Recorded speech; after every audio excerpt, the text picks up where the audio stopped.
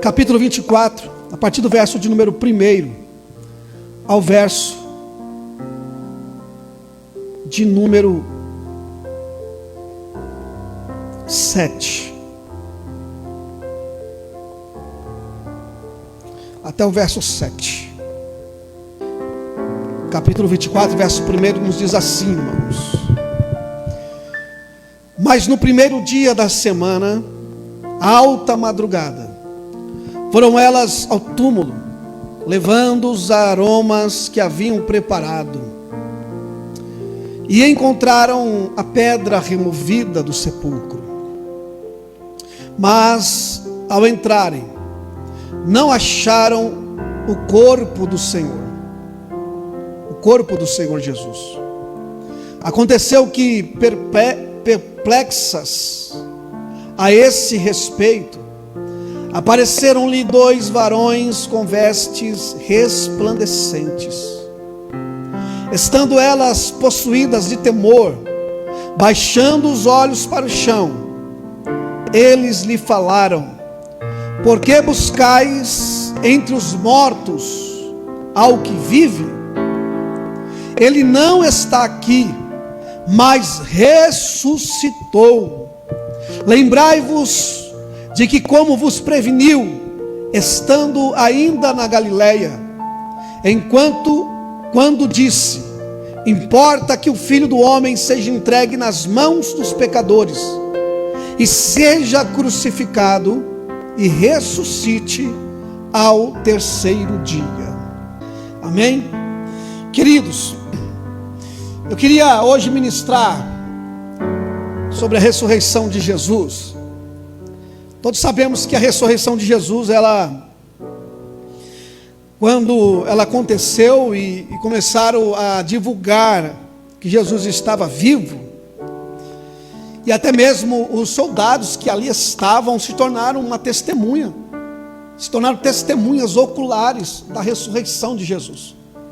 Eles estavam guardando ali o túmulo, a pedra selada pelo governo romano, e quando os anjos desceram ali, aqueles soldados caíram desmaiados, devido à glória e o medo, o temor que eles ficaram diante daquele aspecto glorioso daqueles homens, daqueles varões. E deram uma grande soma de dinheiro para aqueles homens, né? Para criar uma fake news da época. Disseram para dizer: olha, fala lá, dizem e espalha que vieram os seus discípulos aqui e roubaram o corpo de Jesus. Eu acho tão interessante, irmão, que além de eles serem uma prova ocular, Pedro, João, que correram ao sepulcro quando lhes anunciaram que Jesus estava vivo por meio das mulheres que foram ao sepulcro no domingo de manhã. No texto de João, que relata a ressurreição, eles correram. João correu na frente de Pedro, mas não entrou quando chegou na porta do túmulo, não entrou. E Pedro veio e entrou, saiu entrando, e viram que os lençóis estavam lá caídos, e havia um lenço colocado à parte. Alguns dizem que por conta da cultura da época, que tinha lá na Palestina, entre os judeus, que era um sinal de que quando um visitante ia na casa de alguém, na hospitalidade que era muito boa, ali relacionado àquele visitante, àquela visita, diz que ele deixava um lenço ali dobrado, dizendo que a recepção foi muito boa e que ele desejava ou retornaria àquela casa, né? Aquele lugar. Alguns usam como... Eu prefiro acreditar que o lenço da cabeça, que estava dobrado à parte, ela já prova o contrário da mentira dos soldados e dos líderes de Israel, que pagaram a soma de dinheiro àqueles soldados, que se alguém fosse roubar um corpo e tirar o lençol do corpo, não teriam cuidado de pegar o lenço, tirar da cabeça e dobrar e deixar guardado ali de canto. Se um ladrão vai roubar o corpo, ele nem pensa em retirar o lenço e nem o lençol. Ele já roubava com lençol e tudo, se fosse um roubo de um corpo. Qualquer ladrão que roubasse o corpo não teria esse cuidado de tirar o lenço da cabeça de Jesus e deixar dobradinho ali do lado. Então eu prefiro ficar com essa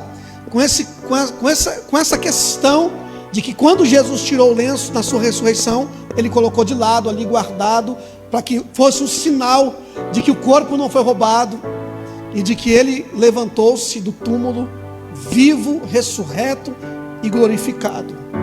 Uma outra verdade a respeito de que é verdade de que ele ressuscitou, é de que homens como os discípulos, os apóstolos, pregaram a ressurreição com muita autoridade. E eles foram martirizados por conta do testemunho da ressurreição de Jesus. Então, uma coisa é verdade, aqueles homens estavam ali falando bobeira, falando bobagem, ou eram muito samadokistas, no sentido de quererem morrer, sentir uma dor de um martírio, como Pedro foi crucificado de cabeça para baixo, por causa que pregavam que o Jesus que foi crucificado havia retornado dentre os mortos. Pessoas morreram e deram a sua vida em nome de Jesus, porque Jesus havia ressuscitado. Então, há provas cabais de que Jesus vive. As mulheres que foram ao sepulcro, eu queria até colocar um tema nessa mensagem, que é o próprio texto nos diz aqui, e eu quero enfatizá-lo, que os anjos, aqueles homens, que quando aquelas mulheres se depararam com aqueles varões, eles disseram: por que buscais entre os mortos aquele que vive? Por que eu quero usar essa expressão como o tema dessa mensagem? E eu separei aqui 3 pontos que eu queria salientar para nós atualmente hoje. Porque como que nós buscamos, ou como as pessoas buscam esse Jesus que nós apregoamos que ele está vivo? Qual é a visão que as pessoas têm desse Jesus vivo? Porque muitos ainda procuram Jesus dentre os mortos. Por exemplo, como que uma pessoa procura Jesus dentre os mortos? Há pessoas que veem Jesus como um herói, como um nobre que viveu sobre essa terra, como alguém que viveu a vida mais bela que se viveu, um grande mestre, um homem de uma lucidez, de uma áurea muito grande, de uma sabedoria muito grande, e colocam Jesus dentre os mortos. Por quê? Ou procuram esse Jesus dentre os mortos, porque eles relacionam Jesus com os grandes nomes da história, dos homens que passaram pela história, homens estes que morreram também, mas que não tinham o poder de dar a vida por pessoas e nem de tornar tomá-la, porque ele é vida em si mesmo. Jesus não era um homem sábio como foi Buda, como foi os grandes mestres das filosofias da cultura grega, como Sócrates, que tinham muitas frases belíssimas e maravilhosas, como Platão. Então Jesus não é um Einstein, não é um Isaac Newton. Jesus não é um herói dentre os outros heróis, não é simplesmente um herói dentre outros heróis que morreram, que escreveram a sua história, beneficiaram a humanidade e que morreram e que jazem os seus corpos mortos em seus túmulos. Jesus não é simplesmente um herói.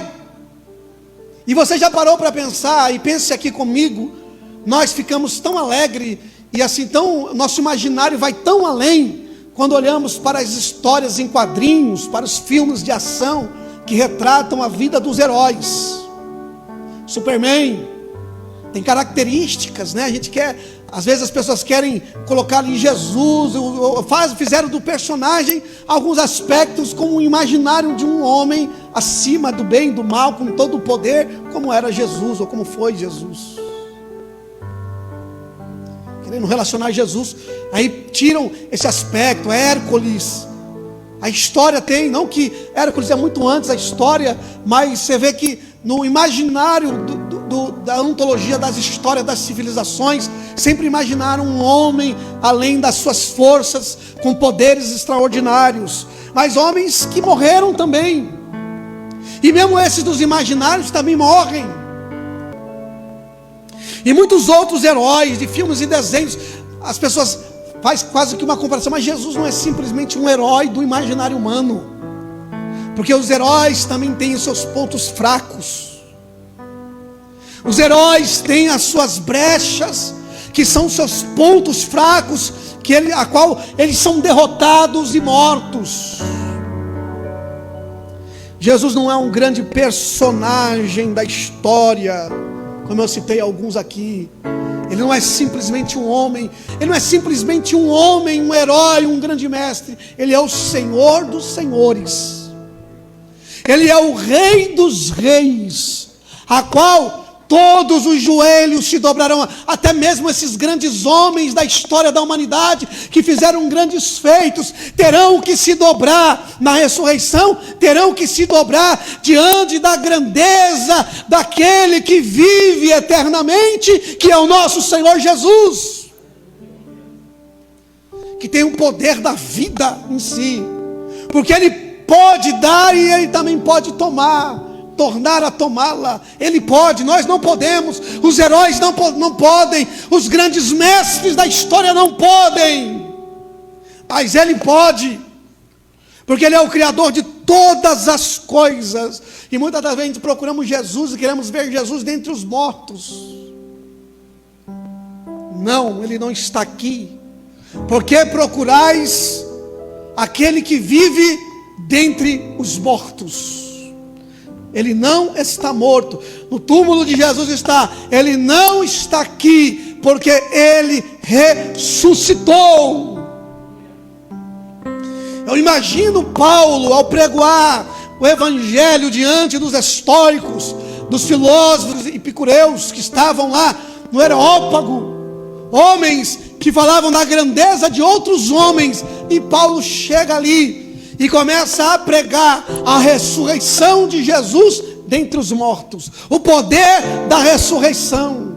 E esses homens estão dizendo: o que esse tagarela está dizendo aí? Muitos creram, até mesmo Dionísio, o Areopagita, creu no Evangelho, no poder da ressurreição de Jesus. Ele não está morto. Há teólogos liberais, os teólogos do pós-modernismo dizem que foi uma ilusão da mente dos apóstolos. Há teólogos que chegam a dizer que a ressurreição também não foi uma ressurreição física e gloriosa, mas foi algo do imaginário dos apóstolos, para você ver que ponto as pessoas chegam. Mas não, Ele está vivo,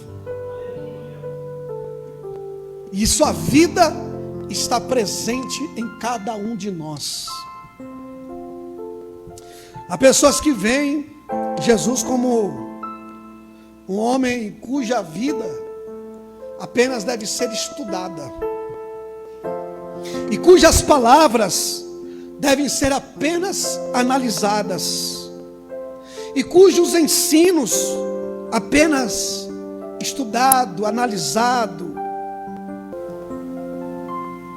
Há pessoas que pensam que a vida cristã, que a vida em Cristo, e que Cristo é algo apenas dos acadêmicos, que apenas se reduz a escolas, a academias, a faculdades, ou a grandes escritos, ou escritores.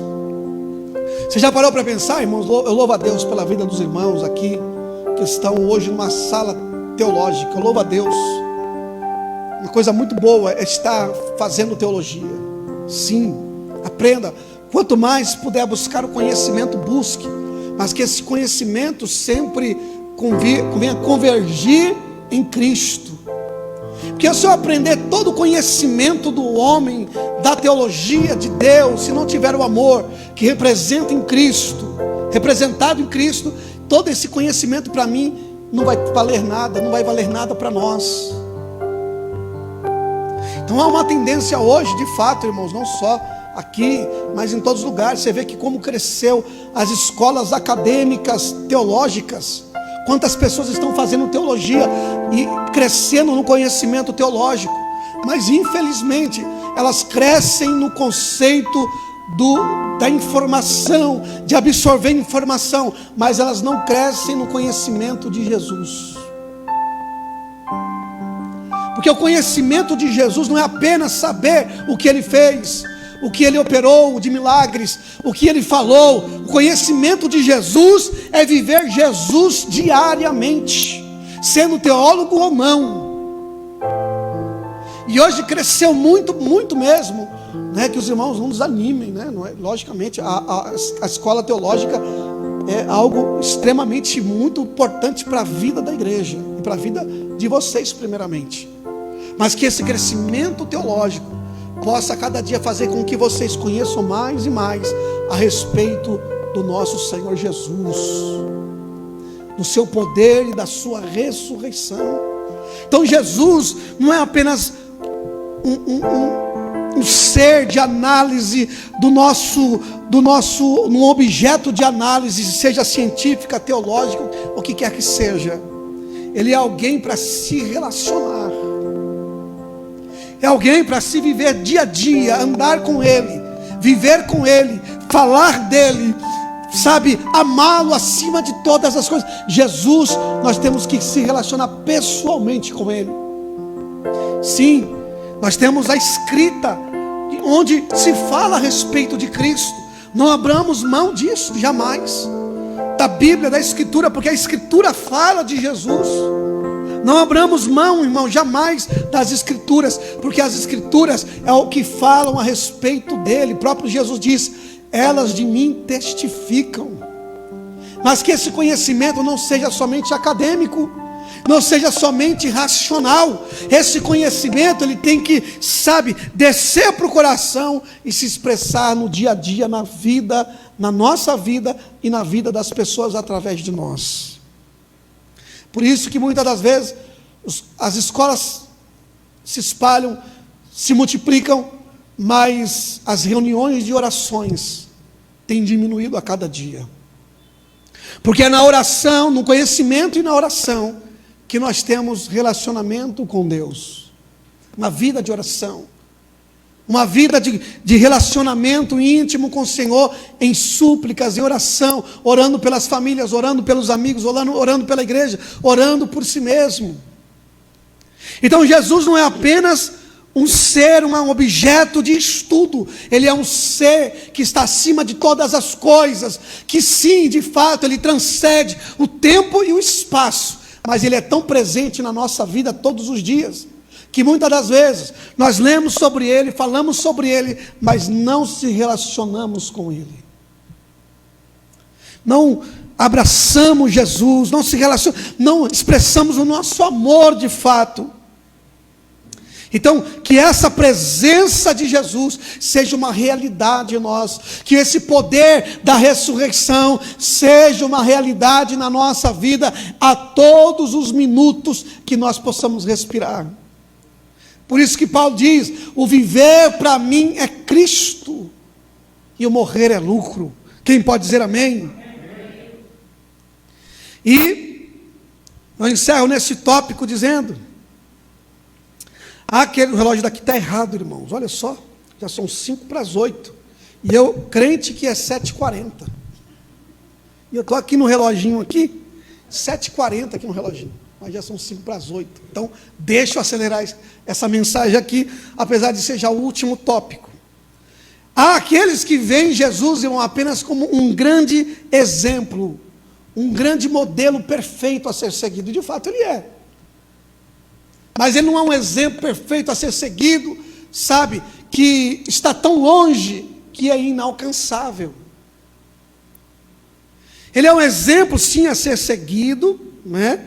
E nós devemos olhar para Cristo, para seu caráter perfeito, e quanto mais puder imitá-lo, porque Paulo diz: sede meus imitadores como eu sou de Cristo.